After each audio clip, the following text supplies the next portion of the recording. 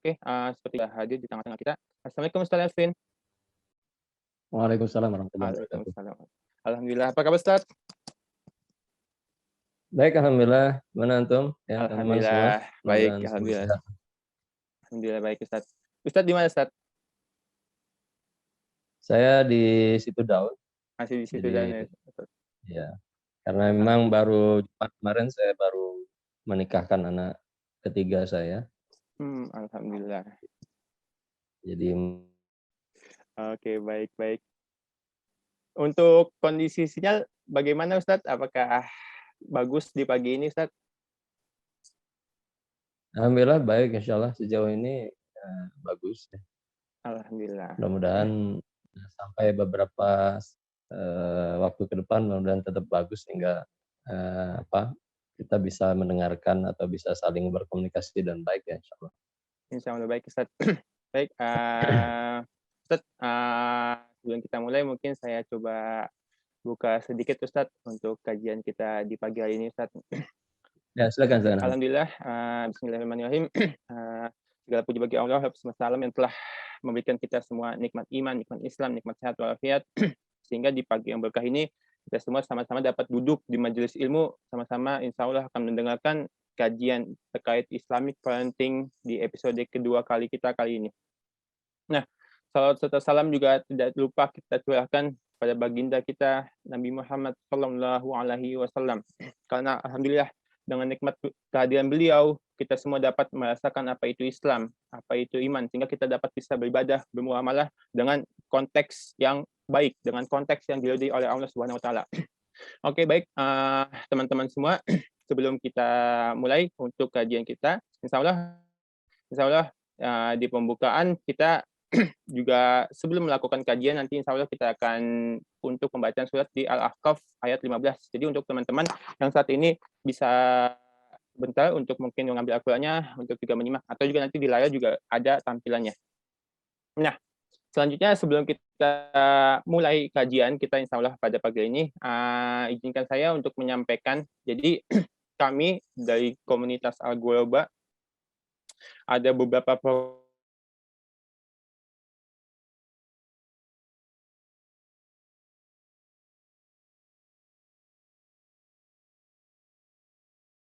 istilahnya ada warung Bang Ago yang di situ teman-teman bisa mungkin belanja di sana seperti itu. Nah, juga di sini kita ada program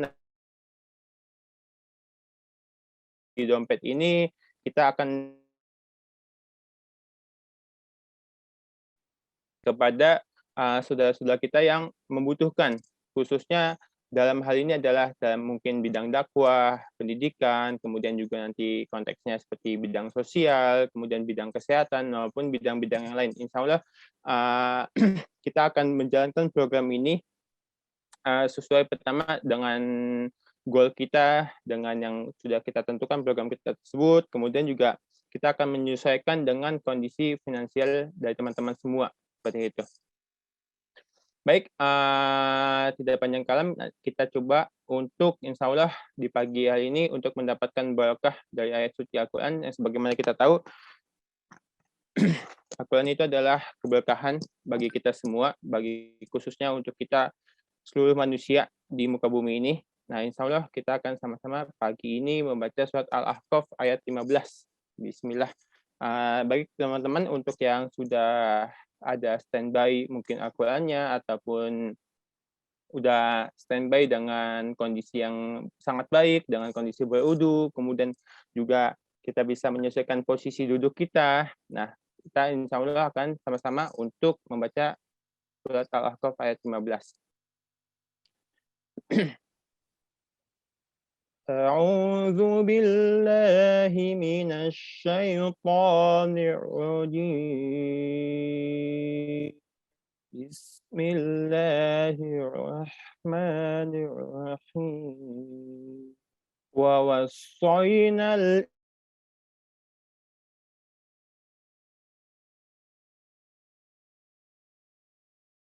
حملته أمه كرها ووضعته كرها وحمله وفصاله 30 شهرا حتى إذا بلغ أشده وبلغ 40 سنة قال رب أوزعني أن أشكر نعمتك التي أنعمت علي وعلى والدي وأن أعمل صالحا ترضاه وأصلح لي في ذريتي إني تبت إليك وإني من المسلمين.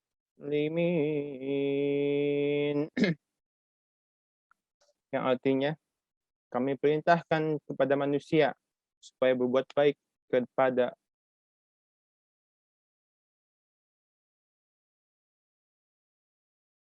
dengan susah payah pula.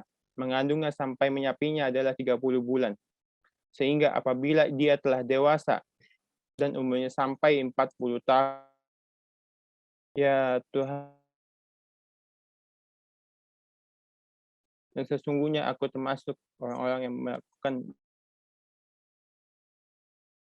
Alhamdulillah, alhamdulillah teman-teman semua, kita sudah sama-sama menyimak tilawatil Quran surat Al-Ahqaf ayat 15. Semoga keberkahan pada ayat suci ini dapat sama-sama kita terima, dapat sama-sama kita. Ustadz Elvin Sasmita. Nah, Ustadz Elvin Sasmita ini biasa dipanggil mungkin oleh rekan-rekannya adalah dengan Ustadz Elvin. Nah, beliau lahir di Langsa di Aceh Timur 17 Juli tahun 71. Nah, beliau saat ini berdomisili di Madrasah Al-Fatih Situ Daun di wilayah Bogor, teman-teman semua. Nah, untuk riwayat pendidikan, alhamdulillah beliau lulusan S1 Teknik Komputer di Universitas Gunadarma, kemudian di Mahat Al-Qudwah Depok. Nah, selanjutnya beliau saat ini sudah menikah dengan satu istri dan 7 orang anak, serta sudah memiliki 1 cucu. Alhamdulillah,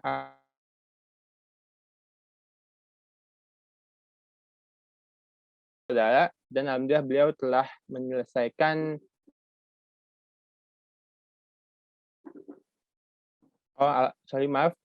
dari 7 anak beliau yang tadi saya sebutkan di atas, 6 telah menyelesaikan hafalannya 30 juz. Alhamdulillah, semoga Allah senantiasa merahmati anak-anak Ustadz Elvin Sasmita. Nah, untuk saat ini pekerjaan beliau adalah Direktur Bagian Divisi Human Resource Development di Yayasan Al-Fatih Pilar Peradaban. Nah, moto hidup beliau adalah berikanlah ruang ketuhanan dalam setiap ikhtiar hidupmu. Alhamdulillah, semoga kita dapat juga menjadi keluarga Allah sebagaimana jejak yang sudah dilakukan oleh anak-anak beliau yang sudah menghafalkan 30 juz Al-Quran. Nah, selanjutnya teman-teman, untuk tidak berpanjang kali lagi, insya Allah kita akan mulai untuk mendengarkan kajian dari Ustadz Elvin Sasmita. Bagi teman-teman semua, untuk dapat mengkondisikan kembali niatnya, pertama untuk mempelajari kajian kita pada hari ini, kondisi duduknya, kemudian juga pastikan teman-teman semua sudah dalam keadaan berwudu. Baik, Ustadz Elvin. Ya, insya Allah saya bisa dengar semuanya. Oke, baik Ustadz. Apakah semua teman-teman bisa mendengar suara saya dengan baik? Baik, teman-teman, apakah suara saya bisa terdengar dengan baik? Dengar, Ustaz. Dengar. Baik, insyaallah. Mau mulai? Bismillah, tafadhol Ustadz Elvin Sasmita. Untuk waktu dan tempat kami persilakan. Baik. Bismillahirrahmanirrahim. Assalamualaikum warahmatullahi wabarakatuh. Alhamdulillah. Wassalatu wassalamu ala Rasulillah wa ala alihi wa sahbihi wa man walah. La haula wala quwata illa billah wa ba'd. Teman-teman yang insyaallah dirahmati Allah Subhanahu wa taala, pertama mungkin saya ucapkan pada teman-teman taqabbalallahu minna wa minkum. Taqabbal ya karim, ya.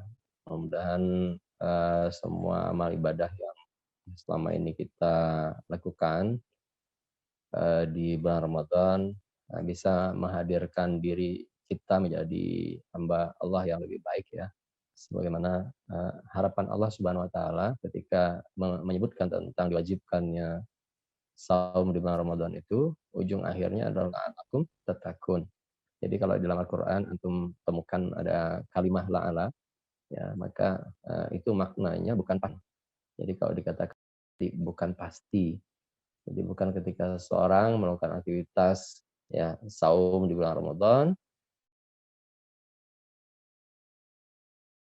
la'allakum tattaqun ya. Jadi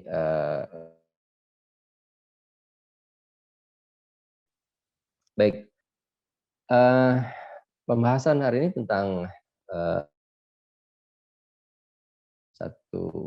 satu istilah yang sebenarnya istilahnya kekinian ya. Karena sebenarnya kan ini persiapan seseorang akhwat, seorang wanita untuk menjadi tempatan. Coba perhatikan itu tentang kemudian perempuan dengan interaksi sosial, kemudian perempuan sebagai istri, kemudian nah nanti coba tebar ya dari 4 ini di mana ya. Jadi sebenarnya ketika bicara tentang itu, kalau secara urut saya bocorin sedikit ya. Posisi nomor pertama yang paling dibicarakan sangat banyak di dalam Al-Qur'an bicara tentang perempuan itu adalah perempuan sebagai istri ya. Secara logika urut tuh jadi begini. Jadi sebenarnya kalau kita ingin bicara tentang perempuan sebagai ibu, maka mestinya perempuan sebagai istri itu sudah beres dulu. Pembicaraan tentang seorang wanita sebagai istri itu sudah beres dulu. Kenapa demikian? Karena sebenarnya nanti bicara tentang pendidikan anak, ya, dalam Islam itu bicara tentang pendidikan anak. Dia bukan cuma peran ibu saja, tapi di situ ada peran ayah sebagai qawwam. Nah, jadi nanti mestinya kita itu jadi paham tentang pembagian peran ini. Ya, di dalam rumah tangga itu peran ayah seperti apa, peran ibu seperti apa. Nah, peran ibu itu akan mudah ya kemudian kita laksanakan kalau seandainya peran perempuan sebagai istri itu sudah selesai. Artinya sudah tidak ada masalah lagi di pembagian tugas antara suami dan istri. Suami istri itu paham betul tentang memposisikan seperti apa. Ya. Sehingga nanti peran ya sebagai ibu itu sudah sangat mudah untuk dijalankan. Nah, teman-teman yang insyaallah dirahmati Allah Subhanahu wa taala, di tahap awal mungkin saya akan menyinggung sedikit ya tentang perempuan sebagai istri, baru kita bicara tentang ibu yang kalau disampaikan oleh panitia point of view-nya sebenarnya ingin kita bicarakan adalah perempuan sebagai madrasatul ula. Seorang ibu sebagai madrasah ya atau sekolah yang paling pertama. Ya, jadi sebelum bicara itu saya ingin menyinggung sedikit poin besar tentang istri. Nah, nanti poin besar ini breakdown-nya itu banyak. Ya, breakdown-nya itu banyak. Tapi saya cuma ingin membahas poin besarnya saja. Ya. Jadi kalau kita perhatikan di dalam surah An-Nisa ayat 34 itu, kan Allah tuh berbicara begini, ar-rijal qawwamuna 'alan nisa. Laki-laki itu, rijal itu ya, dia adalah pemimpin bagi wanita. Walaupun tadi makna qawwam ya, itu tidak cuma pemimpin. saya sudah pernah menyinggung bahwa qawwam itu dia mendidik, dia bertanggung jawab untuk nafkah, dia bertanggung jawab untuk semua permasalahan yang ada di dalam rumah tangganya. Makna qawwam itu sangat luas. Bahkan disebutkan bahwa dia termasuk al-imad. Jadi kayak pilar yang kokoh yang menopang seluruh bangunan. Jadi kalau pilar itu kemudian tidak berfungsi dan baik, maka bangunan itu rubuh. Ya, jadi sehebat itu peran qawwam ya seorang rijal tadi. Maka bahasa Allah ketika menyatakan itu arijal qawwamun 'alan nisa, maka itu pemimpin bagi wanita. Sering diterjemahkan sebagai pemimpin. Sebabnya dua, bima faddalallahu ba'dhum 'ala ba'd wa bima anfaqu min amwalihim. Itu untuk laki-laki ya. Jadi bahwa peran sebagai qawwam itu dua hal, karena dia telah Allah berikan kelebihan ya daripada wanita. Jadi ada kelebihan-kelebihan yang sifatnya pemberian dari Allah. Ya, bahwa laki-laki itu ya kalau dia di rumah, ketika dia ada di rumah, mau ada anak sehebat apapun, anak perempuan sehebat apapun, tetap saja ada istri sehebat apapun, tetap aja sholat berjamaah. Kalau dia terpaksa sholat berjamaah di rumah, maka tetap saja yang mengimami adalah laki-laki atau seorang suami. Ya, saya sempat mencontohkan begitu. Kalau di putri saya ada yang dia punya sanad, 3 sanad dia punya, sanad Quran. Tetap aja kalau saya harus sholat di rumah, kalau hujan dan seterusnya, pasti yang imam itu adalah saya, bukan anak perempuan saya yang punya sanad Quran sampai 3 sanad itu. Itu gift, ya, itu pemberian dari Allah. Nah, al-fadl, ya, keutamaan itu. Satu tadi disebut rijal, qawwamah, ya, tapi ini yang kedua adalah fasolihat. Jadi seorang wanita solihat itu syaratnya itu 2. Ya, ini yang saya katakan garis besarnya. Jadi kalau kita mau bicara tentang ibu, maka 2 hal besar ini harus selesai dulu. Ya.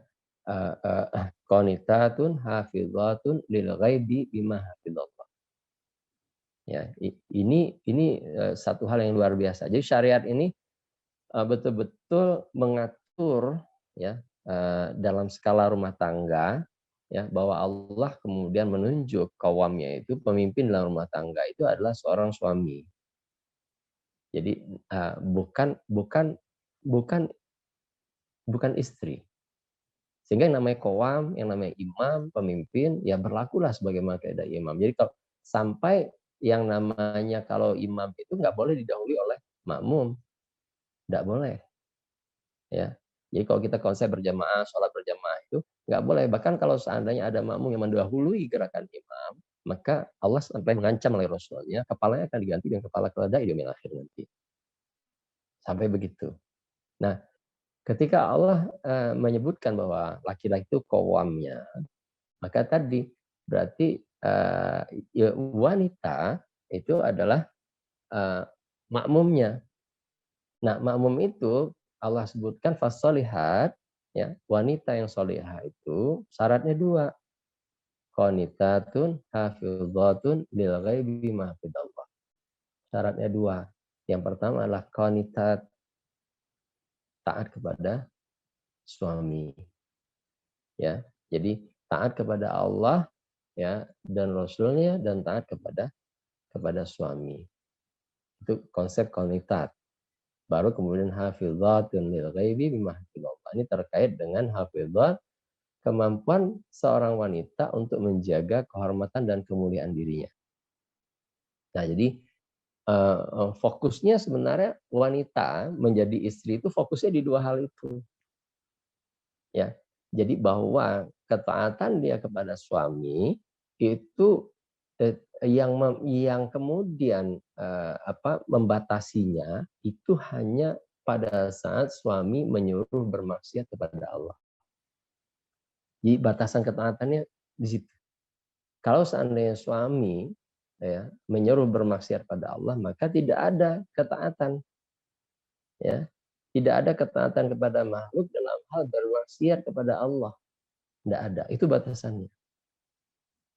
Ya, jadi seorang istri dia punya perbedaan pendapat seperti apapun dengan suami dan kita wajar kalau kemudian berbeda pendapat itu wajar.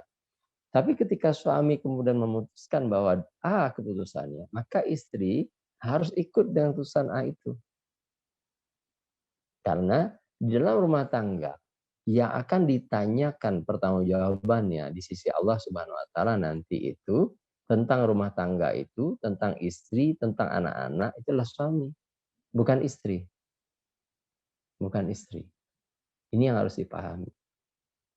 Sehingga begitu kemudian berbeda pendapat, kita boleh mendiskusikan, kita boleh mengusulkan, ya, para ummahat, para akhwat boleh mendiskusikan, boleh kemudian mengusulkan apapun kepada suami, tapi keputusan final tetap ada pada suami. Jadi tidak ada, misalnya hari ini kebanyakan laki-laki itu kadang tidak memahami posisi sebagai qawwam misalnya. Ya kadang-kadang ya pokoknya terserah bunda aja deh, terserah umi aja deh. Tidak bisa begitu. Untuk suatu poin di mana kemudian keputusan itu harus diambil, maka keputusan itu ada di suami. Ya, istri itu mengikuti apa yang kemudian menjadi keputusan suami. Jadi ini kaedahnya. Dan di masyarakat kita, ya, yang sangat terpengaruh dengan pola, ya, komunikasi Barat itu, yang ada itu adalah sharing, ya. Yang ada itu adalah power sharing itu.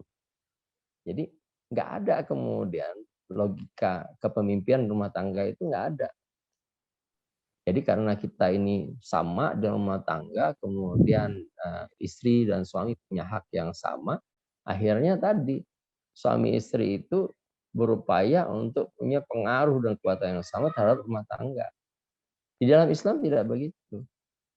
Allah yang paling tahu tentang kita. Allah yang paling tahu tentang kehidupan seorang suami, istri, rumah tangga itu Allah. Sehingga rule-nya itu Allah yang buat, Allah yang atur. Pemilik kita ini, pemilik alam dan seisinya ini Allah. Jadi Allah yang mengatur. Jadi kalau misalnya perusahaan saja, perusahaan itu punya stakeholder gitu. Jadi stakeholder bisa jadi banyak gitu ya. Tapi semua kebijakan-kebijakan yang berlaku itu pasti sebuah kebijakan yang itu sudah diatur oleh stakeholder itu. Tinggal kemudian CEO-nya itu mengaplikasikan, mengimplementasikan itu. Kalau ada hal yang terkait dengan pertimbangan strategis, maka dia harus ajukan kepada stakeholder-nya. Apakah ini boleh, apa yang tidak boleh? Apakah boleh kalau saya ajukan seperti ini atau tidak? Tapi di dalam Islam, ketika bicara tentang rumah tangga, maka Allah sudah punya aturan tersendiri tentang rumah tangga. Nah, masalahnya kita sering sekali tadi merasa lebih pintar, gitu ya. Akhirnya kekacauan rumah tangga itu terjadi di poin awal karena tidak ada kejelasan antara posisi seorang suami terhadap istrinya atau posisi seorang istri terhadap suaminya. Nah, sering sekali begitu. Ada istri yang bilang, pokoknya saya nggak setuju sama suami, saya jalan aja. Ini jelas tidak mengerti konsepnya. Padahal di balik ketaatan seorang istri itu kepada suaminya, di situ ada barokah. Kan konsep rumah tangga di dalam Islam itu, poin di mana seorang istri bisa mencapai surga Allah Subhanahu wa taala itu sederhana. Sederhananya di mana? Ketika suami itu ridho. Ketika suami itu ridho. Ya. Jadi ada upaya begitu, ada upaya suami untuk senantiasa memperbaiki dirinya, ya, memantaskan dirinya sebagai seorang suami. Ada kemudian upaya istri untuk senantiasa menjadi qanitat, senantiasa menjadi seorang wanita yang senantiasa taat kepada Allah, ya, dan suaminya. Itu poin untuk istri. Ya, poin untuk seorang istri. Kemudian hafizat, ini juga hari ini perkara yang rumit gitu ya. Kenapa? Karena banyak sekali wanita itu tidak mampu menjaga dirinya. Ya, tidak mampu kemudian menjaga kehormatan dan kemuliaan diri. Itu banyak terjadi hari ini. Ya.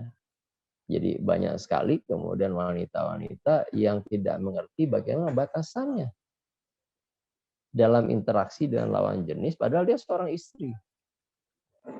Ya, bagaimana kemudian seorang istri bahkan kadang curhat sesuatu di sosial media, update status, dan seterusnya, yang itu mencederai rumah tangganya. Itu banyak sekali. Saya perhatikan banyak sekali. Ya. Ada satu kejadian yang paling besar ketika salah satu jamaah saya itu konsultasi kepada saya. Saat minta tolong, saat kenapa suami saya sudah sangat marah besar. Dia coba cerita, apa masalah? Nah, masalahnya cuma ini, saya buat status di FB saya, beratnya hidup bersama. Wah, ya, terang aja kan. Kalau dia buat status begitu kan yang bersama hidup sama dia suaminya. Suami marah besar. Gitu. Suaminya salah satu pejabat di negeri ini. Gitu. Kalau saya sebutkan pada tahu antum, pejabat besar di negeri ini. Wah, saya bilang jelas aja suami ibu marah. Gimana solusinya? Saya bilang sudah hapus akunnya ibu, udah tutup semua. Ya, itu untuk menggambarkan bahwa tadi ibu serius untuk memperbaiki diri. Jadi ada wanita yang tidak sadar bahwa sebenarnya dia mencederai ya rumah tangganya cuma gara-gara update statusnya. Belum lagi banyak foto ya ummahat segala macam di sana sini gitu kan. Jadi tersebar di media sosial. Ya, apa nggak khawatir misalnya mantan pacarnya waktu TK ngeliatin gitu, mantan pacarnya waktu SD ngeliatin gitu ya, terus berkeinginan terhadap dia, mantan pacar waktu kuliah. Ya. Jadi yang seperti itu tidak menjadi perhatian. Ya. Jadi ini problem besar hari ini di sosial media nih. Saya bisa melihat bahwa ketika Allah mengatakan qanitatun hafizatun lil ghaibi bima hafizallah. Jadi menjaga kehormatan dan kemuliaan diri seorang wanita itu menjadi suatu hal yang sangat berat di hari ini. Ya, sangat berat di hari ini. Belum lagi nanti pola interaksi dia. Ya.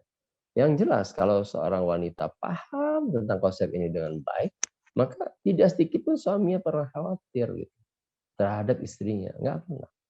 Karena dia tahu persis istrinya paham kaidah-kaidah syar'i tentang seperti apa mestinya seorang wanita. Ya, dia tahu persis. Misalnya begini, posisi defaultnya perempuan itu adalah di rumah. Ya. Nah, kalau antum perhatikan di dalam surah Al-Ahzab ya, ayat 34 itu kan begitu.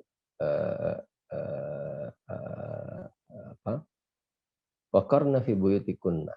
Tempatnya istri itu adalah di rumahnya. Ya, di rumahnya itu default. Ya. Kemudian ayatnya dilanjutkan wala tabarrajna tabarrujal jahiliyatil ula. Jangan kamu bertabaruj, jangan kamu berdandan sebagaimana wanita itu terdahulu. Itu bicara tentang sebenarnya adalah kalau wanita itu keluar rumah. Yang harus diperhatikan adalah cara berdandan. Nah, tapi defaultnya perempuan itu di rumah. Kapan kemudian dia bisa keluar rumah? Ketika suaminya mengizinkan dia keluar rumah. Ya, kan begitu. Ya, defaultnya begitu. Artinya kalau seorang laki-laki menikah dengan seorang wanita yang solihah, maka dia tidak akan pernah khawatir suaminya keluar rumah tanpa izin dia, nggak pernah. Dia bahkan bisa bilang, jadi kalau misalnya teman-teman tanya ke saya hari ini, tanya sekali waktu saya sekarang ini, tanya ke saya, istri Ustadz ada di mana saat ini? Saya akan bilang istri saya di rumah. Kok Ustadz bisa yakin begitu? Karena hari ini mulai dari pagi bangun tidur sampai hari ini sampai detik ini dia tidak minta izin pada saya untuk keluar rumah. Karena istri saya akan keluar rumah kalau dapat izin dari saya. Jadi Islam itu ngatur seperti itu. Ya. Jadi nggak ada misalnya kemudian tiba-tiba ditanya istri Ustadz ada di mana sekarang? Nggak tahu saya. Tadi pagi sih di rumah. Kalau sekarang saya nggak tahu. Nggak ada kayak gitu.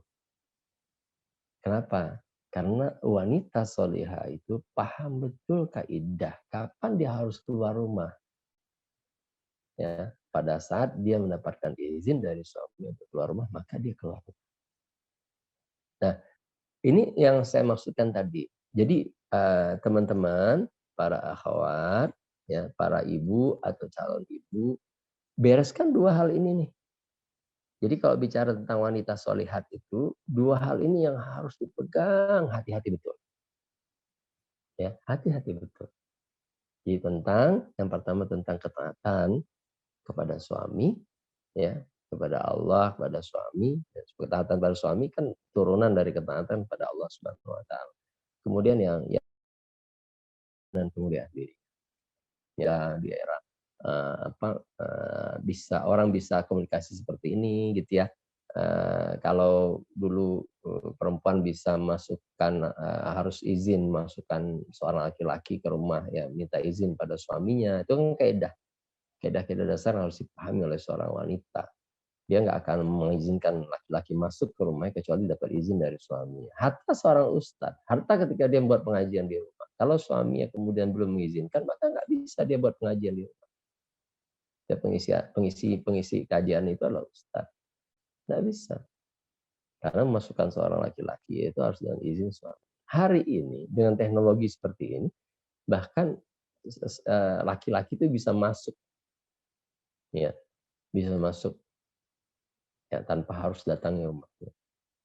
Oh banyak, saya nangin kasus itu cukup banyak ya, di mana problem ya seorang istri yang kemudian punya komunikasi dengan laki-laki lain, ya seorang suami yang kemudian punya komunikasi lain dengan video call dan seterusnya, gitu ya. Itu banyak. Kenapa? Karena memang tadi tidak memahami dengan betul tentang batasan-batasan tadi. Nah, begitu kemudian itu dilanggar, kan kalau setan itu ada khutwatnya ya. Jadi dia ada langkah-langkah, dia ada strategi. Wala tattabi'u khutuwati syaitan, innahu lakum aduwwum mubin. Jadi khutwat atau strategi-strategi setan itu banyak sekali. Jadi yang namanya sebuah pelanggaran syariat itu dia berstrategi. Dia nggak mungkin langsung ujuk-ujuk orang melanggar syariat itu nggak mungkin. Seorang wanita gelisah, kemudian dia tidak mampu untuk ngobrol dengan baik dengan suaminya, akhirnya cari tempat lain laki-laki yang mungkin enak diajak ngobrol. Oh dia pilih seorang ustadz nih enak diajak ngobrol, gitu ya. Lama-lama setan bisa masuk di situ. Ustadz juga manusia, ya. Jadi asik dia ngobrol, ya ustadz dia menikmati obrolan dan seterusnya. Itu kuat, ya. Sampai ningkat lagi, ya akhirnya dia mencurhatkan masalah-masalah pribadinya, ya perasaannya dia curhatkan ke ustadz yang itu tidak punya kaitan sama sekali untuk upaya memperbaiki rumah tangganya misalnya. Terus begitu, ya sampai akhirnya itu kejadian, sampai akhirnya dia lepas jilbabnya di depan ustadznya dan seterusnya. Itu karena apa? Karena tidak paham ya posisinya. Ya, posisinya tentang dua hal tadi, qanitat, hafizat itu tidak paham. Akhirnya begitu. Ya, setan itu pintar sekali mempengaruhi kemudian melakukan langkah. Baik teman-teman, jadi dua poin penting itu ya para akhwat, para ummahat, dua poin penting itu yang harus antum semua perhatikan. Jadi sebelum kita bicara tentang pendidikan anak, ya antum harus paham tentang dua poin itu. Kalau poin itu kemudian antum jaga dengan baik, insya Allah antum akan sangat mudah dalam proses pendidikan anak. Insya Allah. Ya, tapi kalau kemudian antum belum bisa ya menjaga dua poin itu dengan baik, maka antum akan banyak sekali kesulitan untuk dalam proses pendidikan anak. Ya, karena ini pintunya. Ya, mendidik anak itu nggak mungkin seorang ibu ya itu kerja sendiri tanpa bantuan suami itu nggak mungkin. Nggak mungkin. Saya ambil contoh gini. Nah, kenapa misalnya saya sering sekali mengatakan bahwa hal paling penting di dalam kehidupan rumah tangga itu adalah menyamakan visinya dulu. Visinya harus sama. Kalau visinya sama, maka nanti breakdown-nya, turunannya itu akan mudah. Ya, Saya ambil contoh paling sederhana deh. Misalnya punya bayi nih, ya, punya bayi. Kemudian biasanya yang mandiin bayi siapa sih? Mandiin, pakein baju itu siapa? Pasti dominasinya ibu-ibu, ya, dominasinya ummahat. Nah, waktu si ibu memandikan bayi, kemudian dia memakaikan pakaian, ibu ini paham betul bahwa memakaikan pakaian itu harus dengan doa, ya, pakai tangan kanannya dimasukin, kirinya, kemudian dia doa, ya, dia doa, bagaimana doa memakaikan pakaian, ya, jadi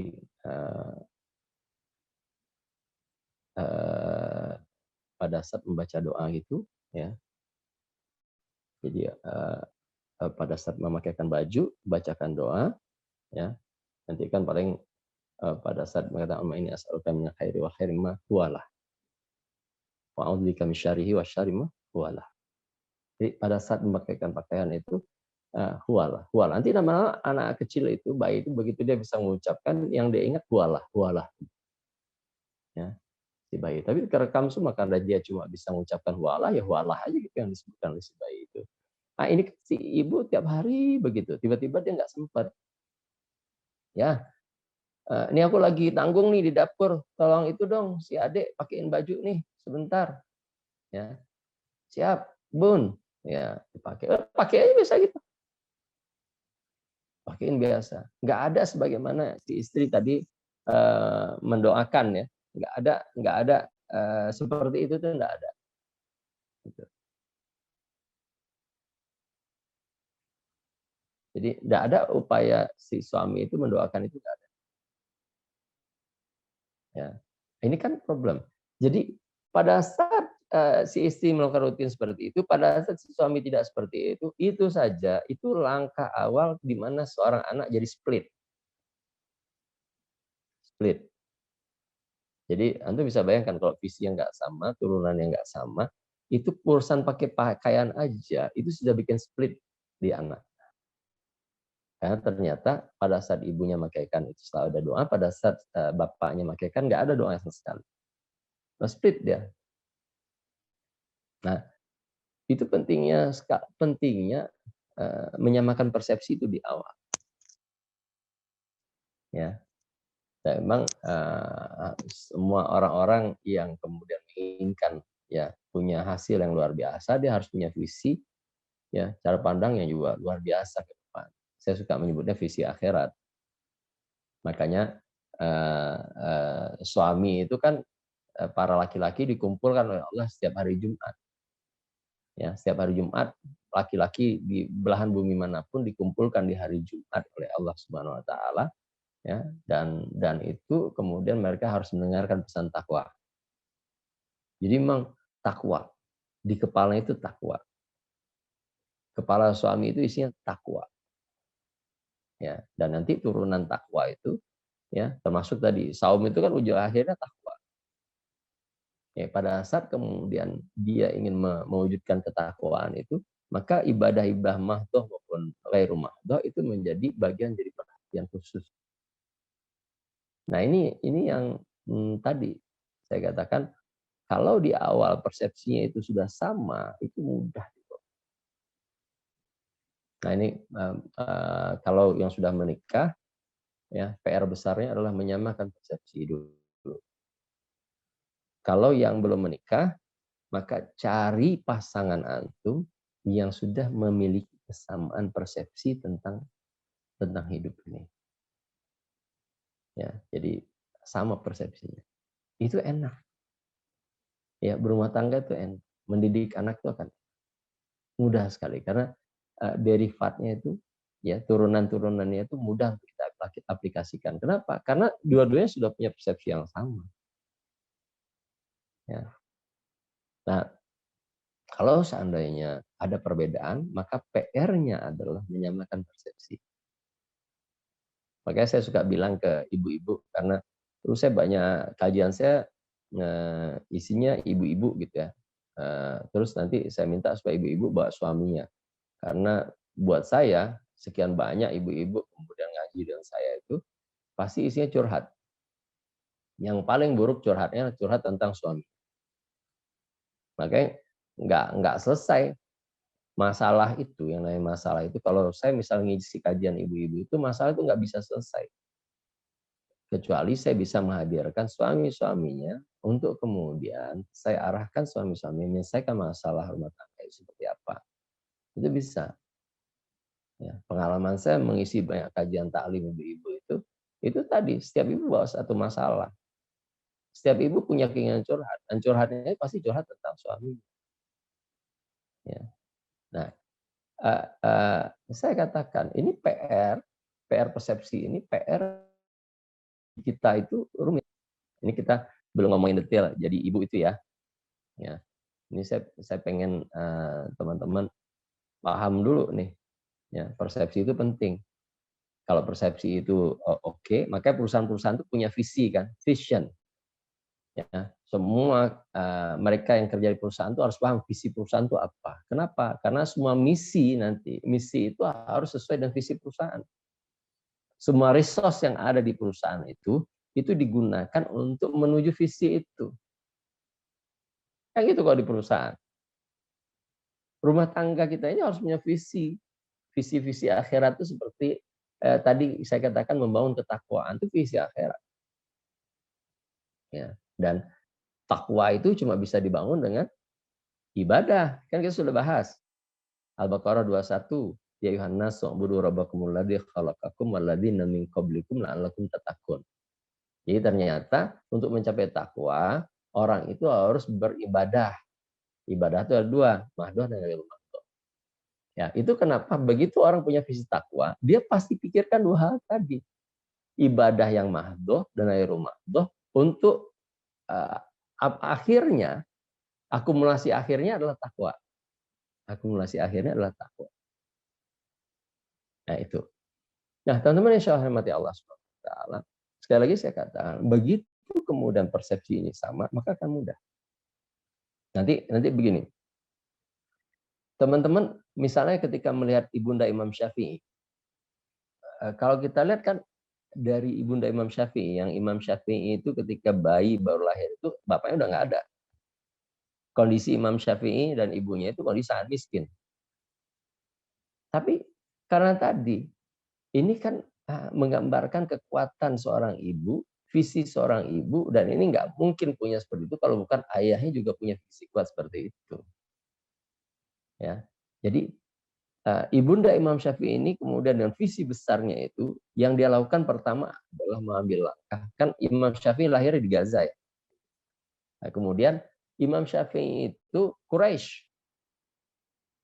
Ya, jadi artinya keluarga besar Imam Syafi'i itu ada di Mekah. Nah, seorang ibunda Imam Syafi'i ini berpikir, gimana caranya supaya anak saya bisa berkumpul dengan keluarga besarnya di Mekah. Akhirnya, dia membawa anaknya untuk bisa berkumpul dengan keluarga besar Quraisy itu di Mekah. Satu tuh. Ya. Karena dia punya nasab yang baik. Ini juga nanti kalau kita bahas pentingnya nasab dan hasab ya. Jadi teman-teman tuh harus tahu gitu. Jadi untuk bisa pastilah di antara teman-teman tuh kalau diurutin nasabnya, hasabnya ada nasab-hasab yang baik. Gitu. Hasab dan nasab yang baik itu nanti bisa jadi trigger untuk bisa mendorong supaya anak keturunan kita menjadi orang-orang yang prestasinya itu baik. Nah, baru kemudian kalau seandainya sudah paham dengan persepsi itu, jadi saya katakan mudah sekali turunannya. Nah, PR besar kita menyamakan persepsi, dan saya suka bilang ke ibu-ibu, saya tidak mau materi kajian saya digunakan untuk berantem dengan para suami. Saya nggak mau. Ya, jangan pernah misalnya kata Ustadz ini begini, ayah salah, nggak mau saya. Ya, tolong dibedakan antara diskusi dan mengajari para bunda para ummahat itu sering sekali sulit untuk membedakan mana yang namanya diskusi dan mana yang kemudian sifatnya mengajari. Laki-laki itu nggak suka diajari sama istri, ya, nggak suka. Jadi kecuali kemudian istri mengajaknya diskusi. Ya, jadi ini saya kasih itu beda. Karena gini, karena bisa jadi para ummahat itu karena terbiasa ngomong sama anak-anak, akhirnya tidak bisa membedakan antara ngomong sama anak sama bapaknya. Itu masalah. Bahkan kadang-kadang gini, ini anak-anak ketika ayahnya pulang gitu kan, kamar mandi, dia capek, kemudian baju dia lepas atau sembarangan gitu kan, taruh di tempat tidur, padahal sementara tempat tidur baru dirapikan sama istri. Dia bilang, bapak sama anak sama aja, ya suka naruh apa-apa sembarangan. Ini kan baru aku rapin. Benar sih bahwa nggak boleh taruh sembarangan, tapi itu cara bicara dengan anak.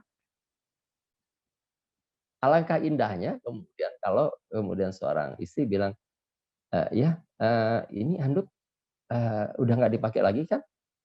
Ya, ini baju mau ditaruh tempat kotor ya? Aku taruhin ya. Kan enak. Kan enak. Ya ditaruhkan.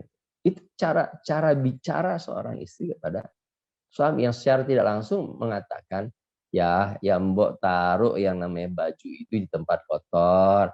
Ya mbok kemudian yang namanya handuk itu digantung di tempat handuk gitu. Ya, tapi karena cara yang salah bicaranya, gitu ya, komunikasi yang keliru, ya maka itu masalah.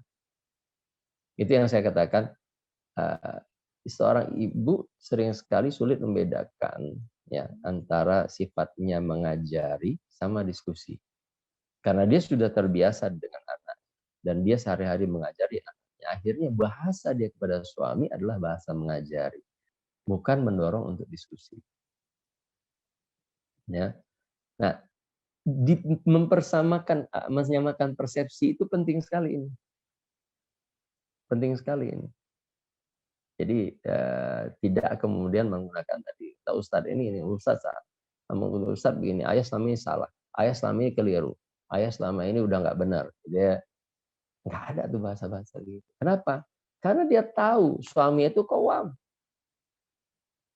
Suami itu pemimpin. Dia tahu itu. Kalau teman-teman, para ummahat, ibu-ibu yang pernah bekerja di kantor, mungkin tidak sependapat dengan atasan. Tapi apakah kemudian ibu-ibu akan berbicara frontal dengan atasan ibu kalau tidak setuju? Kan tidak. Pasti ibu-ibu akan berupaya, apa ya, bahasa yang pas untuk saya sampaikan kepada atasan saya, supaya dia tidak tersinggung, tapi dia bisa paham bahwa ini nggak kurang tepat, bahwa ini kemudian nggak pas kalau diambil keputusan seperti ini. Gimana caranya ya? Nah, ini kan cuma urusan perusahaan dan stakeholder-nya manusia gitu loh. Ya kan? Kalau ini yang kemudian membuat kemudian suami punya kedudukan sebagai qawwam, kan putusannya kita juga.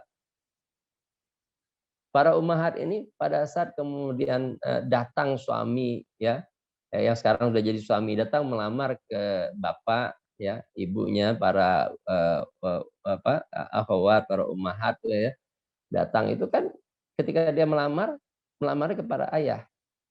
Tapi ayah kan nanya dulu ya ke para ummahat, gimana? Kamu mau nggak sama dia? Dia sudah melamar resmi.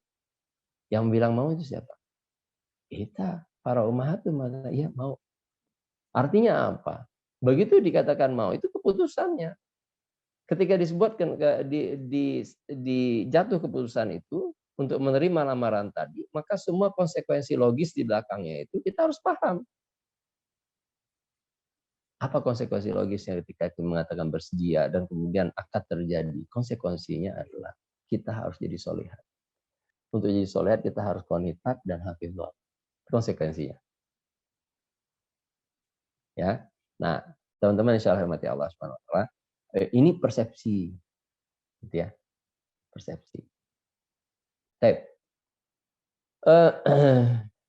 Teman-teman, saya ingin setelah persepsi ini ya, yang nanti teman-teman bisa lihat deh tentang solihat itu Makanya nanti kalau di dalam surah At-Tahrim ayat terakhir ketika Allah memuji Maryam, ya, Maryam itu kan wanita yang Allah sebutkan wakanat minal qanitin, ya, disebutkan begitu. Jadi disebutkan sampai ketaatannya sampai seperti itu, ya. Kalau kesucian dirinya itu sampai Allah malaikat mengatakan innallaha astafaki wa tahharaki wastafaki ala nisa'il alamin. Jadi engkau itu wanita pilihan, kemudian Allah sucikan engkau, kemudian Allah pilih engkau. Jadi sampai seperti itu. Jadi konitatnya, ya, kemudian hafizatnya itu tergambar jelas kalau kita baca di surah Maryam, ya, itu tergambar jelas. Nah, sehingga memang ini poin awal. Nah, kemudian next-nya, ini kalau kita pengen bicara tentang persiapan sebagai seorang ibu, ya, saya kasih yang dasar-dasar saja. Ya, ini saya kira nanti jadi PR di rumah untuk membuat breakdown-nya, ya. Karena saya nggak mungkin mendetailkan itu, tapi saya yakin kalau poin-poin ini teman-teman bisa pahami dengan baik, insya Allah nanti itu akan mudah.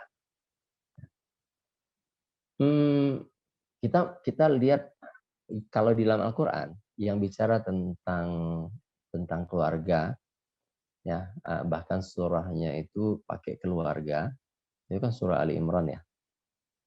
Ini teman-teman boleh lihat di surah Ali Imran itu kalau kita bacakan ada 200, ya, ada 200 ayat.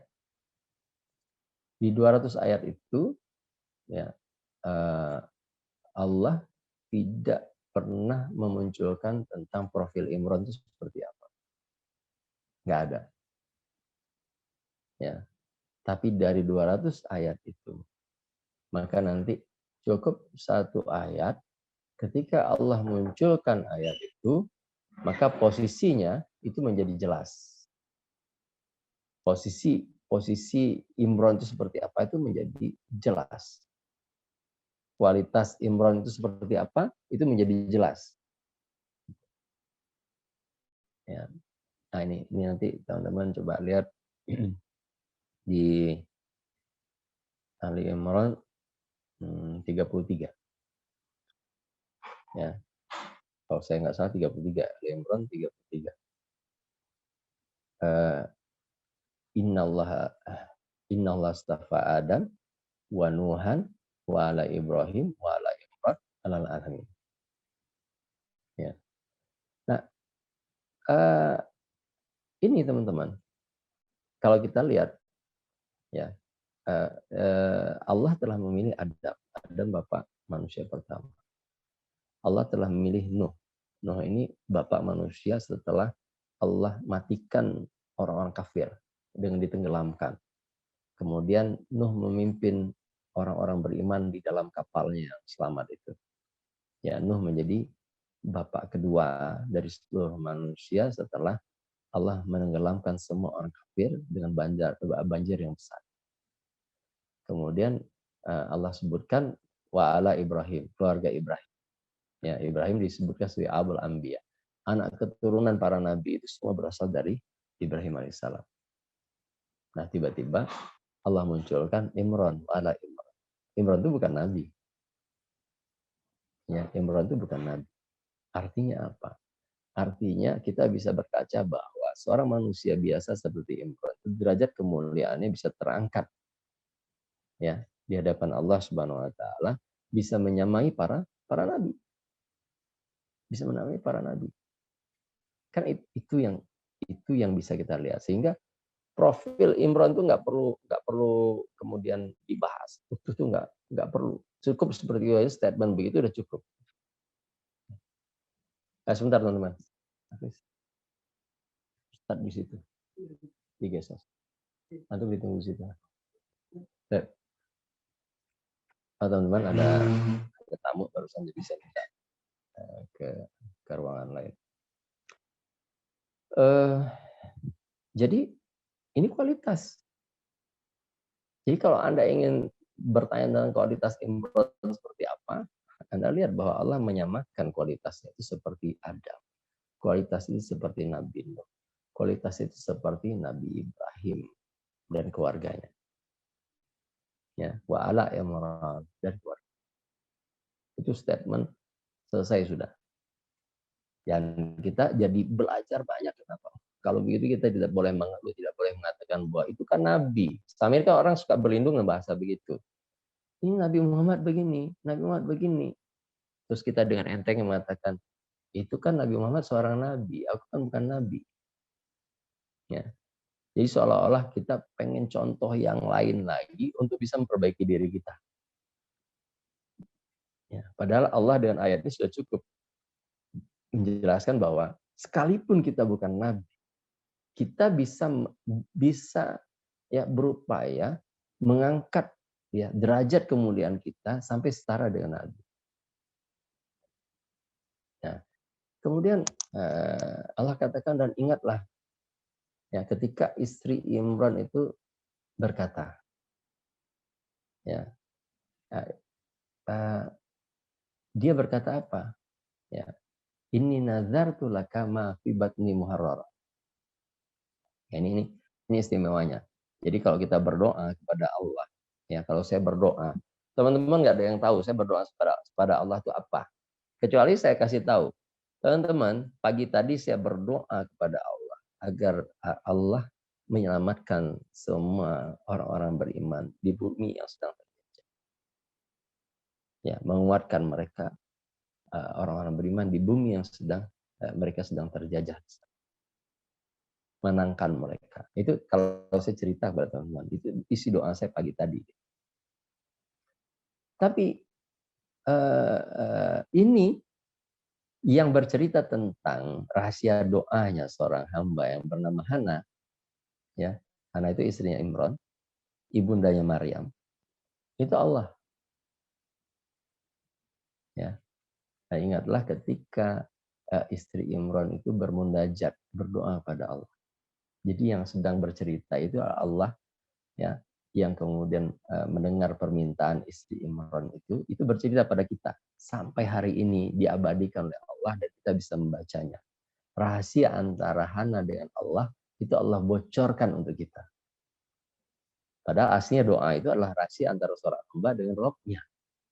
Tapi ini Allah Subhanahu wa taala membocorkan dialog Hana dengan diri. Nah, dia katakan, "Inni nazartu laka ma fi batni muharrar." Iya Allah, sesungguhnya ini nazarku. Ini nazartu laka. Sungguhnya aku menazarkan untuk engkau. Ma fi batni, apa yang ada di dalam rahimku. Ya, muharrara, menjadi ahli ibadah. Nah, teman-teman para ummahat, ini kunci pertama. Ini kunci pertama. Jadi teman-teman ya menjadi seorang ibu itu harus sadar penuh sebagaimana seorang Hana, ibundanya Maryam, sadar penuh. Apa? Kita ini ya tujuan utama Allah melahirkan atau menghadirkan kita di dunia ini adalah sebagai hamba Allah. Tujuannya untuk beribadah kepada Allah. Wa ma khalaqul jinna wal insa illa liya'budun. Itu kan? Ya, dan tidak akan jadikan bangsa jin dan manusia melainkan untuk beribadah kepadaku. Nah, Hana begitu dia punya bayi di kandung, begitu dia mengandung, dia tahu. Ya, dia tahu sebenarnya setiap orang ini tujuannya apa? Tujuan untuk ibadah kepada Allah. Maka dia minta, ini nazartu laka. Ya Allah, sesungguhnya aku menazarkan untuk engkau. Ma fi batni, apa yang ada di perutku ini? Betul. Ya, apa yang ada di perutku ini? Apa yang ada di rahimku? Muharraran. Ya, menjadi ahli ibadah. Jadi ahli ibadah. Jadi nggak sembarangan. Teman-teman mungkin ada yang ahli, ada yang kemudian bidangnya pertanian, tapi menjadi ahli. Teman-teman mungkin ada yang kemudian menjadi arsitektur, tapi desainer misalnya, ahli, tapi harus ahli. Kita ini semua tujuan ibadah kepada Allah, tapi menjadi ahli ibadah itu permintaan dari Hana. Dan permintaan tersirat lagi adalah bahwa hari itu ahli ibadah di Baitul Maqdis tidak ada yang perempuan, semuanya laki-laki. Jadi ada permintaan tersirat bahwa dia pengen supaya anak yang dikandung ini menjadi ahli ibadah, dan itu artinya anak laki-laki, bukan perempuan. Ternyata baru itu pertama ya, itu pertama. Itu pertama. Jadi ternyata begitu kemudian dia lahir, yang lahir anak perempuan. Kemudian anak mengatakan, ini wada'tuha unta. Ya Allah, sungguh aku melahirkan anak perempuan. Kemudian Allah katakan, wallahu a'lamu bima wada'at. Allah lebih mengetahui apa yang kau lahirkan. Walaysa dzakaru kal unta, dan enggak sama antara laki-laki dan perempuan. Nah, ini catatan kedua. Ya. Catatan kedua. Walaysa dzakaru kal unta. Kata Allah enggak sama laki-laki sama perempuan. Jadi kalau ada orang yang bilang, udah laki-laki dan perempuan sama aja, Anda menentang apa yang Allah sudah gariskan. Anda menentang itu. Karena Allah katakan laki-laki dan perempuan itu nggak sama. Walaysa dzakaru kal unta. Nggak sama antara laki-laki dan perempuan. Itu artinya apa? Kalau dia tidak sama antara laki-laki dan perempuan, maka ada treatment yang berbeda antara mentreatment anak laki-laki dan perempuan. Ya, ini masalah di kita. Coba antum kemudian berkaca sama diri kita semua hari ini. Kita dari kemudian bayi sampai kemudian dewasa seperti hari ini, pendidikan yang mana yang membedakan kita antara pendidikan laki-laki dan perempuan? Treatment apa yang kemudian dilakukan berbeda oleh orang tua kita terhadap kita tentang pendidikan laki-laki dan perempuan? Institusi pendidikan mana yang kemudian memperlakukan kita secara konten pendidikan itu berbeda antara laki-laki dan perempuan? Kita disatukan dalam kelas yang sama, di TK, di SD, SMP, SMA, sampai perguruan tinggi. Di kelas yang sama. Antara laki-laki dan perempuan. Tidak ada kekhususan apapun tentang membedakan antara laki-laki dan perempuan. Saya suka menyarankan teman-teman baca bukunya Michael Gurian ya, tentang Boys and Girls Learn Differently.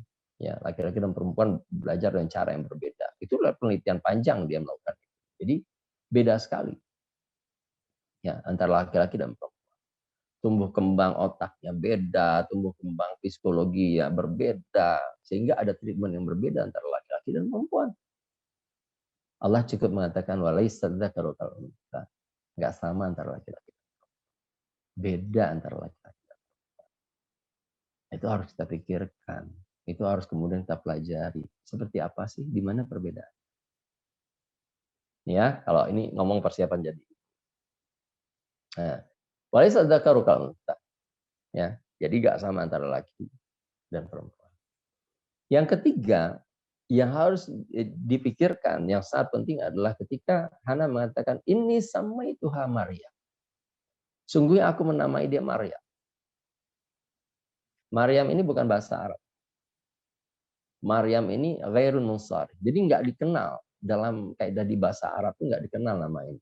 Di dalam bahasa Ibrani, Maryam itu dikenal dengan artinya hamba Allah.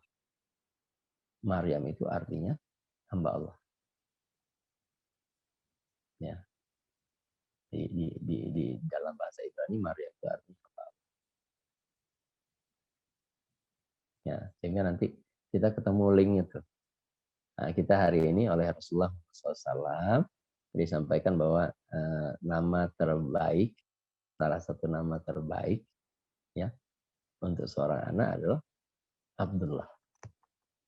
Ketemu kan linknya? Ya, jadi Allah menyebutkan ketika Hana menyebutkan ini samaituha Maryam, sungguh aku memberikan nama dia Maryam. 3. Jadi tolong kasih nama itu adalah semetan terbaik untuk doa.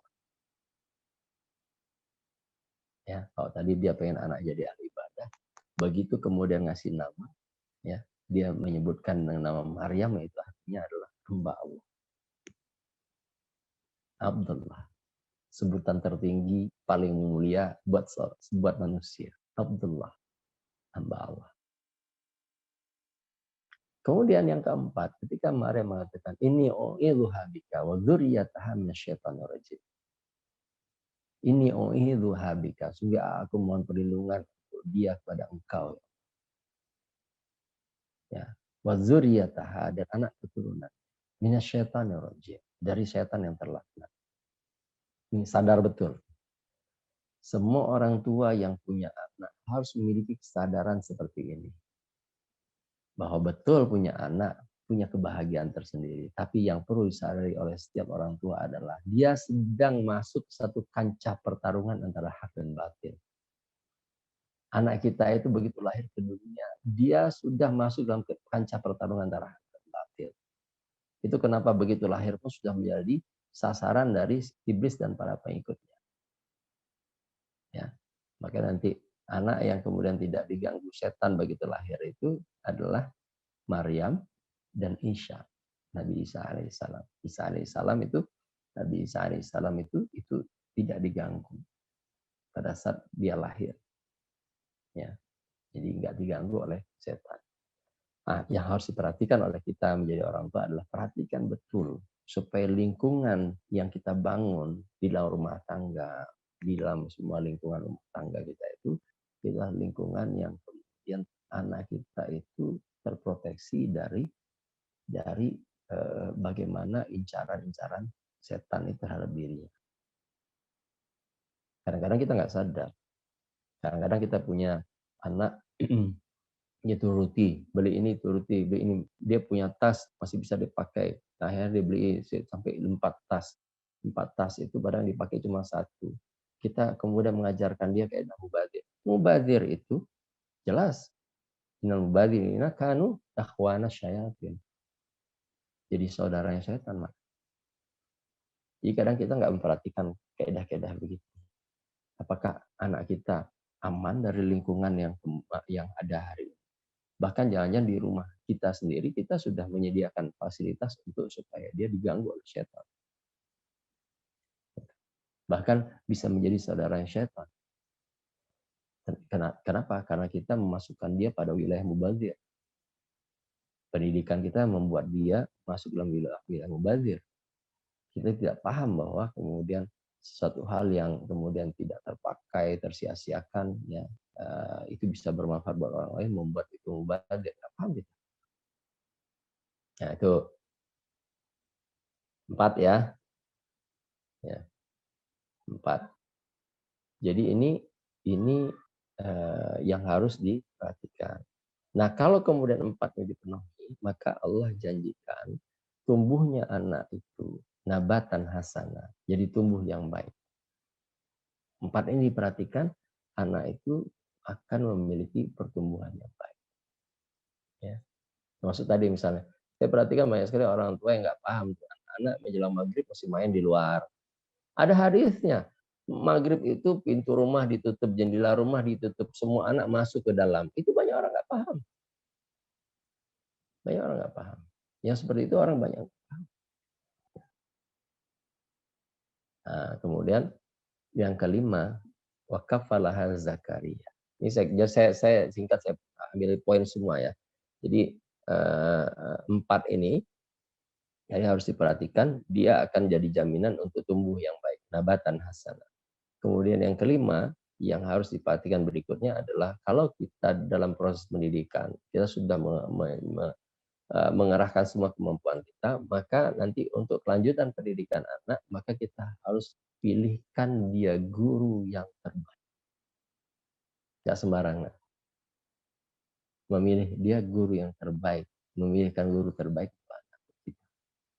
Wakafalaha Zakaria. Bahkan Allah saja memilih orang yang kemudian mendidik, menanggung, itu adalah Zakaria. Enggak sembarangan. Seorang nabi. Ya, seorang nabi. Gitu teman-teman.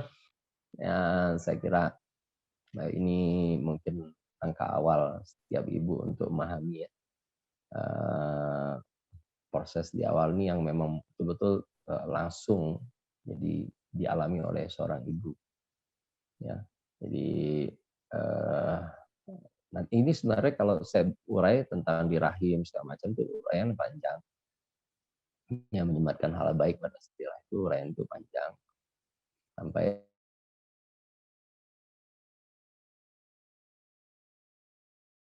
rahmatullah sejak awal, sejak dalam rahim, itu bisa kita lakukan dan seterusnya. Tapi saya pengen teman-teman pahami saja 4 atau 5 garis besar ini dalam proses pendidikan anak di awal. Ya, karena nanti ada kaidah berikutnya adalah kaidah menyusui. Ya, kaidah menyusui. Karena nanti kaidah menyusui itu sangat mempengaruhi tumbuh kembang anak itu. Karena nanti bicara tentang menyusui ini nanti punya kaitan erat dengan birrul walidain. Ya, menyusui itu Rasul atau Allah Subhanahu wa taala menyuruh menyempurnakan. Kalau kemudian ada masalah, tidak masalah ketika diskusi sama suami kemudian diputus tidak sampai 2 tahun. Ya, itu ada lagi kaidahnya. Jadi memang belajar menjadi ibu itu nggak bisa sehari seperti ini, ya, nggak bisa sesaat seperti ini. Ada poin-poin yang memang kita harus pahami dengan baik, kemudian kita coba dengan sabar, gitu ya. Karena ikhtiar kita ini kan ikhtiar manusia, tapi kita ini kan ciptaan Allah dan semua manusia itu punya hati. Maka Allah lah yang bolak-balikan hati manusia, ya. Jadi kalau ada kesulitan terhadap suami, kesulitan terhadap istri, ya ngeluh aja sama Allah. Karena pemilik hati itu Allah. Allah alam bisawab. Saya kembalikan ke Rahmat, silakan Rahmat. Alhamdulillahirrahmanirrahim. Jazakumullah khairan Ustaz atas penyampaian materi kita pada pagi ini ya terkait Mamiklopedia. Alhamdulillah, mungkin saya sedikit ringkas lagi kesimpulan dari Ustadz untuk teman-teman kita ya, bunda-bunda ataupun calon ibu. Nah, saya garis bawahi ada poin terkait mungkin saya bisa singkat ya di sini ya. Adalah SQH. Nah, mungkin kalau teman-teman yang IT ataupun yang suka berkecimpung dengan data, mungkin udah biasa terkenal dengan SQL. Tapi saya coba singkat dengan SQA, yaitu tadi di surat An-Nisa ayat 34 tadi, wanita itu sebisa mungkin menjadi wanita yang solihah. Di sini tanda kutip adalah istri yang solihah, sehingga istri solihah itu dapat melanjutkan Q dan H-nya, qonitat dan hafizatnya, seperti itu. Kemudian kita ingat lagi bahwasanya penciptaan laki-laki dan perempuan itu berbeda.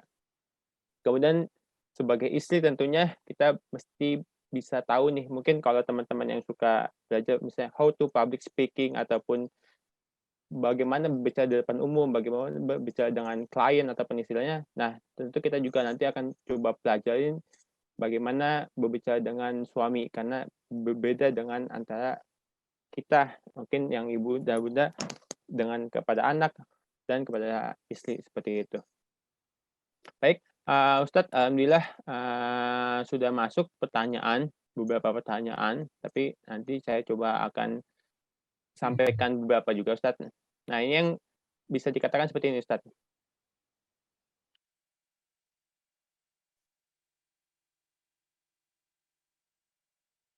Ya, yang pertama ini, Assalamualaikum Ustadz, izin bertanya, jika ada istilah anak durhaka, adakah juga keterangan mungkin istri durhaka? Nah, sebagaimana kita ketahui bahwasanya sebagai anak kita diperintahkan untuk berbakti kepada kedua orang tua.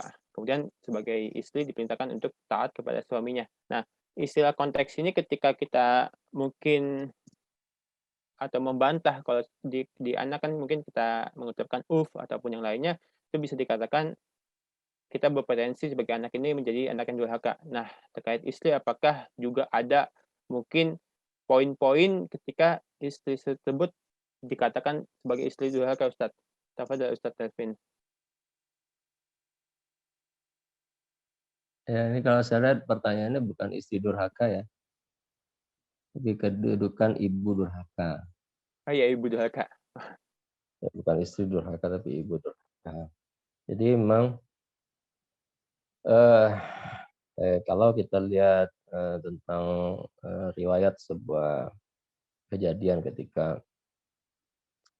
seorang anak ya yang mengeluhkan tentang ayahnya, ya tentang ayahnya. eh, eh, seorang yang mengeluhkan tentang anak yang durhaka. Kemudian Umar bin Khattab memanggil anak tersebut.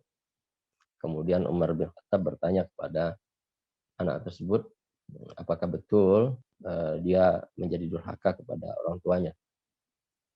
Kemudian si anak mengatakan bahwa sesungguhnya aku tidak mendapatkan kebaikan, ya, yang mestinya aku dapatkan. Ya, jadi dia tidak memilihkan untukku ibu yang baik. Ya, ya, jadi itu poin yang pertama. Jadi ternyata si anak itu tidak mendapatkan seorang ibu yang baik. Ini kan penting jadi catatan buat kita ya, karena selama ini banyak laki-laki itu ketika memilih istri itu pilihannya selalu begitu, ini kayaknya perempuan ini cocok banget untuk saya. Tapi tidak pernah berpikir apakah wanita ini cocok menjadi ibu dari anak-anak saya. Itu tidak pernah ada. Gitu. Jadi selalu poinnya itu biasanya dia merasa ini kayak wanita ini oke banget buat saya nih, cocok banget buat saya. Ya, tapi dia nggak pernah berpikir apakah ini akan menjadi ibu yang baik buat anak saya. Itu satu tuh. Sehingga keluhan pertama si anak tadi bahwa dia tidak memberikan atau tidak memilihkan ibu yang baik, ya, buat saya itu satu hal yang menjadi catatan buat dia. Ya. Yang kedua, dia katakan aku tidak mendapatkan nama yang baik. Ya, aku tidak mendapatkan nama yang baik dari ayahku. Ya, saya lupa dulu namanya.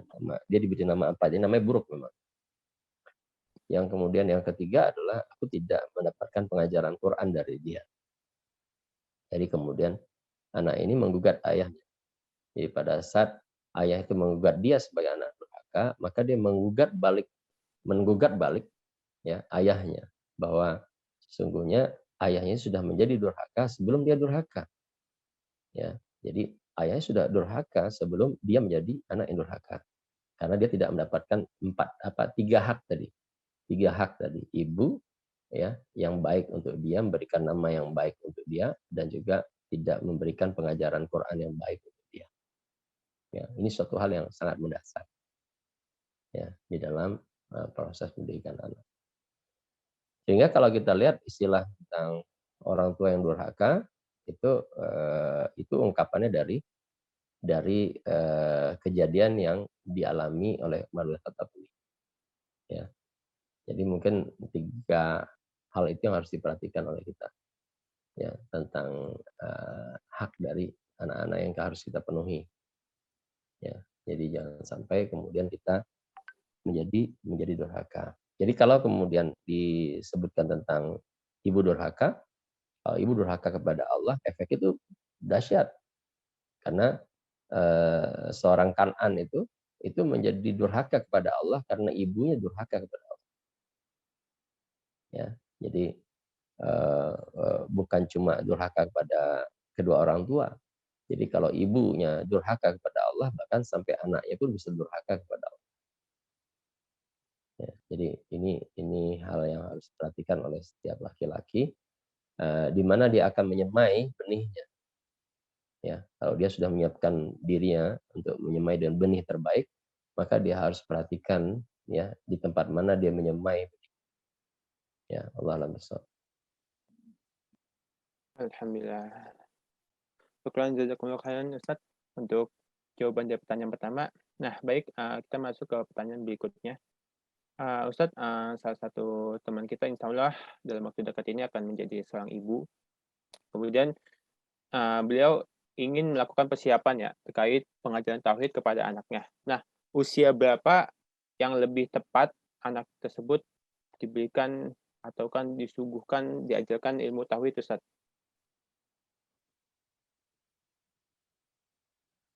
Jadi begini, anak itu sejak awal itu sudah ditalkinkan tentang kalimat-kalimat tauhid, kalimat-kalimat yang baik.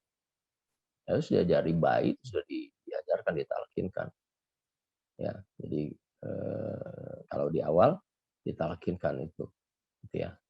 Karena memang ini kaidah di dalam Islam.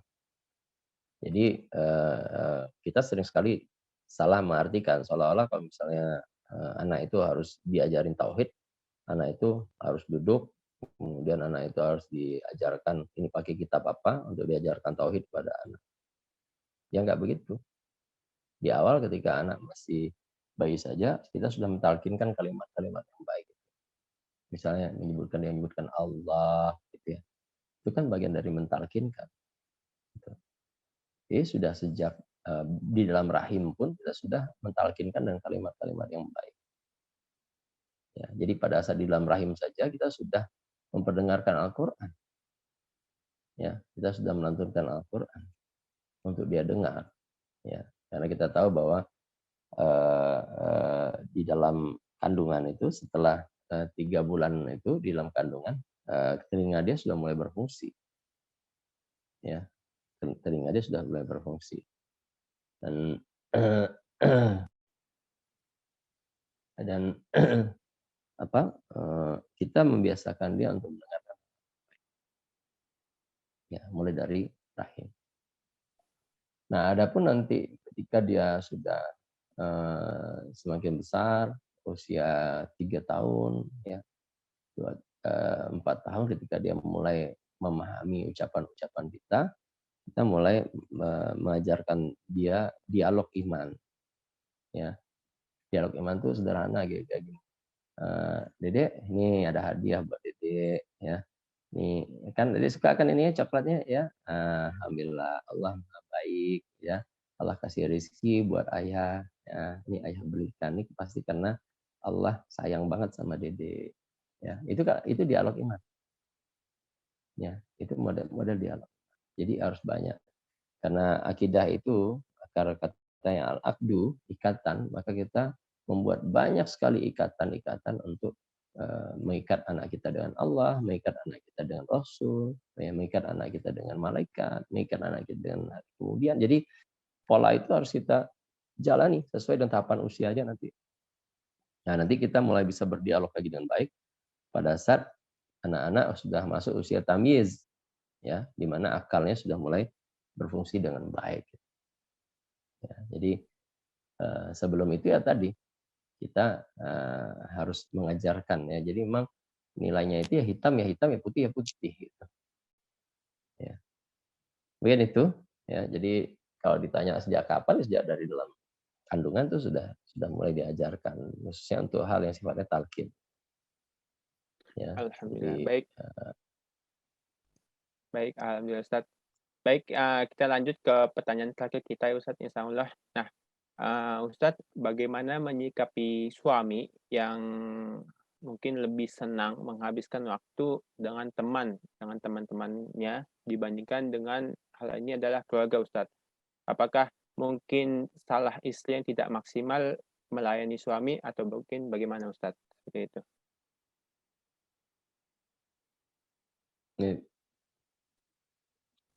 jadi memang tadi ya, kita ini kan dalam kehidupan ini punya pertemanan ya. Jadi pertemanan yang harus kita jaga itu adalah pertemanan yang baik, ya. Karena memang apalagi kalau sudah sampai kepada eh, sifatnya sahib, ya, sangat dekat begitu. Jadi memang sebaiknya pertemanan yang baik itu yang harus dijaga. Tapi ya tadi kita harus sadar, kita harus tahu bahwa di dalam rumah tangga, ketika kita berumah tangga itu ada hak-hak istri, ada hak anak yang kemudian harus kita penuhi. Ya, jadi posisinya sudah sangat sangat berbeda. Kita tidak lagi seperti dulu yang masih sendiri, ya bisa kapanpun kita kongko-kongko, kemudian ya sama teman-teman ngobrol pagi dan seterusnya, udah tidak lagi seperti itu karena ada bagian dari tanggung jawab kita terhadap keluarga. Nah, sehingga seorang istri ketika dia melihat hal seperti ini, dia harus mencari jalan, ya, seperti apa sehingga suami itu menjadi betah di rumah, ya, menjadi betah di rumah. Yang kadang-kadang, mohon maaf ya, banyak di kita itu kadang-kadang apa ya, tidak bisa membangun romantisme. Jadi rumah tangga itu jadi kaku gitu ya. Ya istri tidak berjuang untuk menjadi romantis. Suami juga nggak berjuang menjadi romantis. Padahal Rasul itu di tengah kesibukan yang sangat luar biasa, itu kadang masih mengucapkan kata cinta kepada istrinya, ya. Kadang Rasulullah masih bercanda mandi bersama, gitu ya. Jadi kalau kalau antum lihat riwayatnya misalnya dari Aisyah, dari Ummu Salamah, dari Zainab binti Jahash, itu ada riwayat-riwayat mandi bersama, bercanda pada saat sedang mandi bersama itu muncul di situ tuh. Artinya rumah tangga itu sekelas rumah tangga Nabi bukan melulu yang bicara serius gitu ya tentang agama gitu ya, tentang sunnah, bid'ah segala macam, nggak melulu begitu gitu. Adalah cara Rasulullah itu berumah tangga itu eh, apa nyaman sekali ya. Jadi mau romantisme itu enak sekali. Gitu.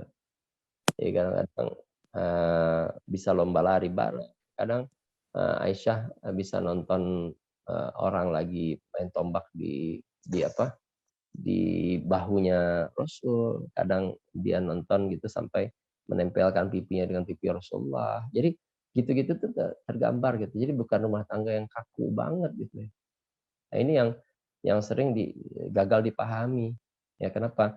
Karena orang-orang yang terkadang fokus pada riwayat-riwayat yang Rasul itu sama istri-istrinya itu mereka tidak membahas hadis-hadis ini Rasulullah yang seperti ini gitu. Nggak ada bahasan begitu gitu. Sehingga kelihatan ini ya akhirnya kadang-kadang yang nggak nyantai gitu dan bikin suami jadi nggak betah gitu. Apa-apa ngomongnya agama, ngomong agama. Akhirnya suami merasa lebih nyaman gitu. Karena dengan teman-temannya bisa ngomong apa saja tentang apa gitu ya, nah, yang gitu diomongin nggak berkualitas. Padahal omongan-omongan seperti itu omongan diperlukan. Makanya kalau antum lihat ya di dalam surah Al-Baqarah 187 itu ketika Allah katakan uhilla lakum lailatas siyam rafas ila nisaikum. Ya, di malam pada saat Allah menghalalkan ya di bulan Ramadan itu yang pertama Allah sebutkan adalah rafas ila nisaikum. Rafas itu tahu nggak antum? Rafas itu kalimat-kalimat yang menjurus kepada pornografi. Ya, jadi kalau antum lihat di ayat misalnya al-hajju asyhur ma'lumat faman fa'ala finnal hajja fala rafatha wala fusuka. Wala rafatha wala fusuka. Rafas itu disebutkan. Nggak boleh kalau di berhaji itu mengucapkan kalimat rafas. Rafas itu apa sih? Kalimat-kalimat yang kalimat itu menghadirkan foreplay. Ya. Jadi kalau istilah hari ini orang-orang bicara kalau bergaul suami istri itu harus foreplay. Di dalam Islam itu sampai untuk foreplay itu ada kalimat-kalimat seksi yang bisa membangun hubungan baik itu. Tapi lembut. Dari mana tahu yang lembut? Ketika Allah katakan lanjutan ayatnya, ya, begitu dikatakan rafas ila nisaikum, hunna libasul lakum wa antum libasul lakum. Itu kelembutannya. Ya, hunna, istri-istri kalian itu adalah pakaian untuk kalian dan kalian itu pakaian untuk istri kalian. Pakaian itu lembut, melekat, nyaman. Nggak ada orang yang mau pakai pakaian nggak nyaman. Ya, pasti orang memakai pakaian yang lembut, enak dipakai. Nggak ada orang mau pakai baju kasar, nggak enak, nggak nyaman, nggak ada. Jadi sampai kalimat rafas itu, ya, itu adalah kalimat-kalimat yang membangun ya keinginan untuk berhubungan dengan sangat baik. Ya, yang dirasakan ada kalimat-kalimat yang membangun hubungan suami istri yang menyebabkan itu sangat dekat, ya, sangat indah, sangat nyaman, sangat lembut gitu. Tapi rafas gimana? Gitu ya. Jadi orang kan biasa kalau bicara tentang foreplay itu orang cenderung dengan fisik, ya. Tapi Islam itu mengajarkan foreplay itu sampai dengan kalimat. Kalimat yang itu bisa menggairahkan. Ya, jadi sampai seperti itu. Nah ya teman-teman, ini arahan langsung dari Allah Subhanahu Wa Taala. Makanya saya suka mengatakan bahwa Allah itu bahkan menginstruksikan romantisme itu dari langit di bulan Ramadan. Itu kejadiannya kan bulan Ramadan. Ya, nanti baru masih di ayat yang sama itu kalau untuk perhatikan ya. Fal'an dan sekarang basyiruhunna. Basyiruhunna itu berhubungan kalian. Jadi setelah ada intronya dulu, ada rafasnya dulu, ada intronya dulu, ada foreplay-nya dulu. Baru basyiruhunna. Berhubunganlah kalian. Wabtaghu ma kataballahu lakum. Carilah ketetapan atau rezeki yang sudah Allah tentukan untuk kalian. Kalau Ibnu Abbas mengatakan, wabtaghu ma kataballahu lakum adalah rizki berupa anak. Rizki berupa anak.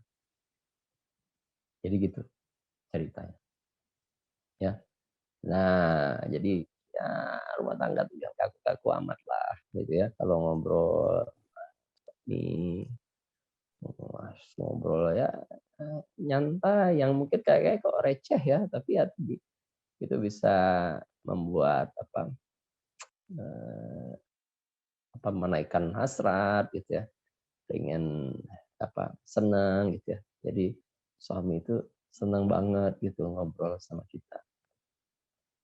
Begitu pula sebaliknya. Alhamdulillah. Alhamdulillah. Jazakumullah khairan Ustadz Elvin atas penyampaian jawabannya terkait sesi Q&A kita. Alhamdulillah. Semoga teman-teman yang bertanya tadi telah menjawab ya apa yang mungkin menjadi kebimbangannya saat ini. Baik, alhamdulillah. Jazakumullah khairan Ustadz Elvin atas penyampaian ilmunya. Semoga ilmu yang kita terima pada pagi ini, pada menjelang siang ini, alhamdulillah menjadi keberkahan dan menjadi pegangan kita untuk dapat lebih menyikapi keadaan, khususnya sehingga kita dapat bermuamalah dengan keluarga kita dengan lebih baik lagi. Alhamdulillah, saya ucapkan Grace ingin menutup kajian kita pada pagi ini. Dan sebelum itu, mungkin untuk teman-teman yang masih stay, kita bisa coba open video. Kita foto bersama dulu dengan Ustadz Elvin untuk kajian kita yang episode kedua ini.